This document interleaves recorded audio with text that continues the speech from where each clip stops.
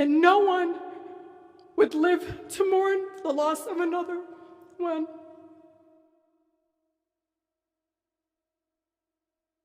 Help me understand the math. How many Palestinians have to die for their lives to matter? Life under apartheid strips Palestinians of their human dignity. How would you feel if you had to go through dehumanizing checkpoints 2 blocks from your own home to go to the doctor or travel across your own land? How would you feel if you had to do it while pregnant in the scorching heat as soldiers with guns controlled your freedom? How would you feel it if you lived in Gaza, where your power and water might be out for days or weeks at a time, where you were cut off from the outside world by inhumane military blockade? Meanwhile, Palestinians' rights to nonviolent resistance have been curtailed and even criminalized. Our party leaders have spoken forcefully against BDS, calling its proponents anti-Semitic, despite the same tactics being critical to ending the South African apartheid mere decades ago. What we are telling Palestinians fighting apartheid is the same thing being told to my Black neighbors and Americans throughout that are fighting against police brutality here. There is no form of acceptable resistance to state violence.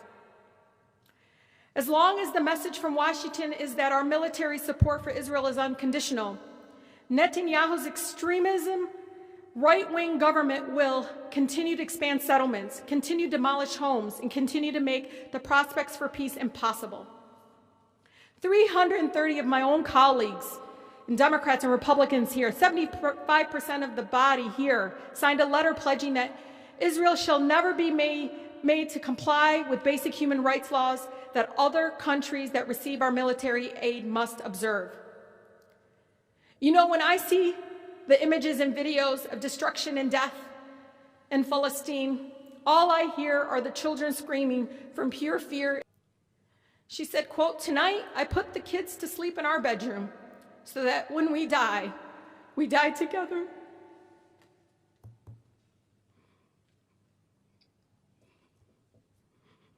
And no one would live to mourn the loss of another one.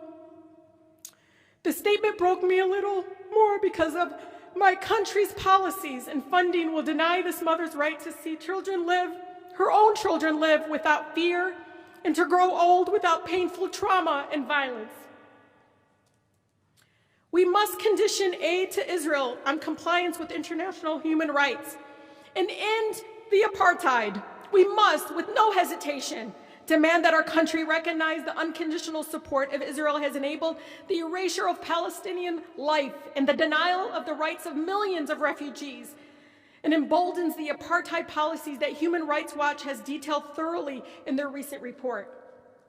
I stand before you not only as a Congresswoman for the beautiful 13 district strong, but also as a proud daughter of Palestinian immigrants and the granddaughter of a loving Palestinian grandmother living in the occupied Palestine.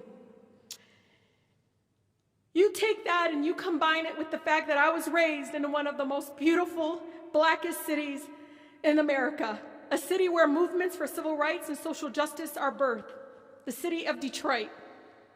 So I can't stand here. I can't stand silent when injustice exists, where the truth is obscured. If there's one thing Detroit instilled in this Palestinian girl from Southwest, it's you always speak truth to power even if your voice shakes. The freedom of Palestinians is connected to the fight against oppression all over the world. Lastly, to my city in Palestine, Ashanik and Awakif Hannah, I stand here because of you. Thank you.